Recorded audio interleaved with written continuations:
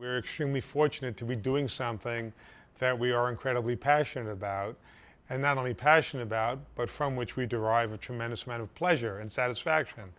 So if you're doing something that can do all of that for you, psychologically and spiritually, you want to do it. And you want to do it when you're 62, 72, and 82, and it has nothing to do with age. All we have to do is represent innocent clients. Who else gets to do that? We've had more people walk out of prison after corrections of injustices than any two lawyers could ever possibly imagine. There's nothing better that can happen to you as a lawyer. But it's not just true of us. I mean, it's true of the 50 plus people who work here at the Innocence Project.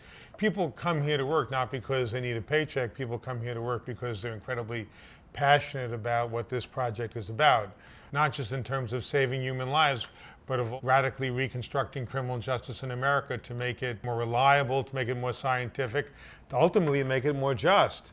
Every time that somebody's going to get out of jail, we sit down and we plan what lesson can be learned. Every exoneration is a learning moment. Every exoneration is an opportunity to improve the system as a whole, to win public support for reforms that are really win-wins.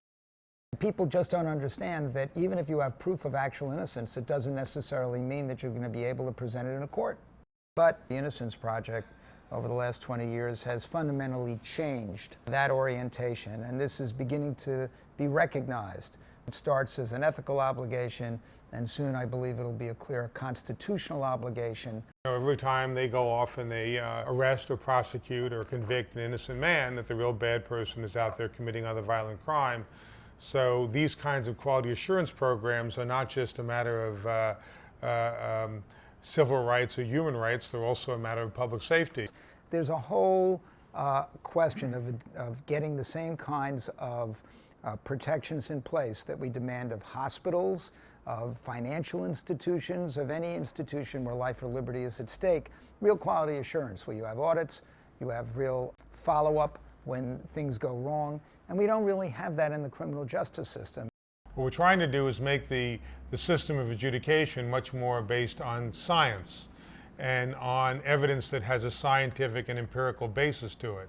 So as long as there will be scientific improvement, there will be a need for an Innocence Project.